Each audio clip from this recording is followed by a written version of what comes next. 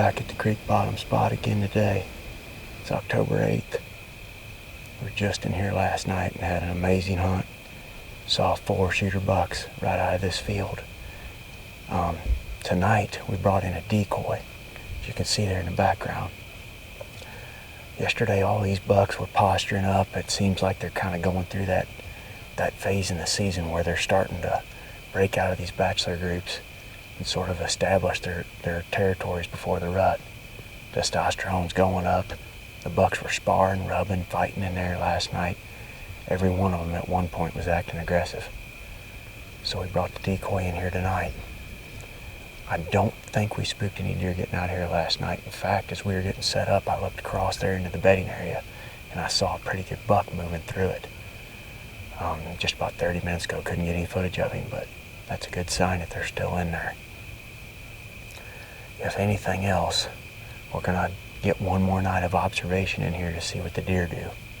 And then this next week, we've got another cold front with a north wind coming, and I think I can get right in there with them. With the north wind today, it's a southwest wind. So we gotta kind of play it a little conservative back here, but last night these bucks were up and moving an hour and a half before dark, but like I said, we're pretty much right next to their bedding area and we're watching them basically stand up out of this thing.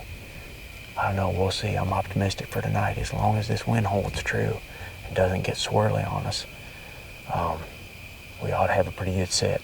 If we see one of those shooters, I might try grunting at him, see if we can get him to come into the old decoy.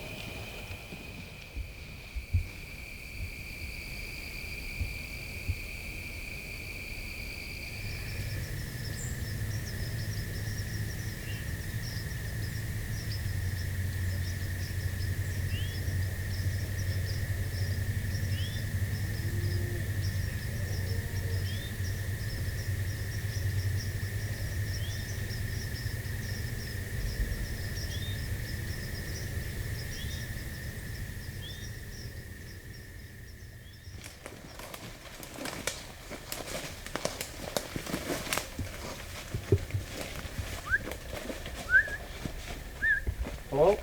Hey, what's up, guys? What? Sean up here. Oh, hi. Hey.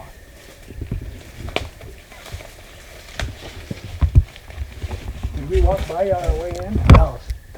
You must have come in after we come through, huh? There's a big deer out in this field right now. A dead one? No, a big buck. Oh, such No, well, sounds good. Good luck to you this season. yeah, y'all too.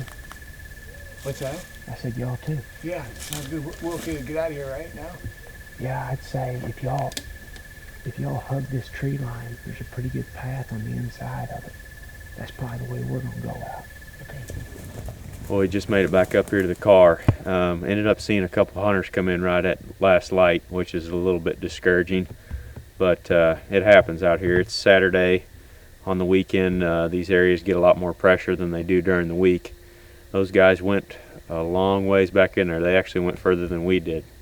And I talked to them when they walked underneath the tree there. They saw some small bucks and does, and I told them that we saw a pretty good buck out in that field in the hopes that they wouldn't go walking out across the middle of it, and they didn't. They hugged the edge, but they were talking and stuff on the way out.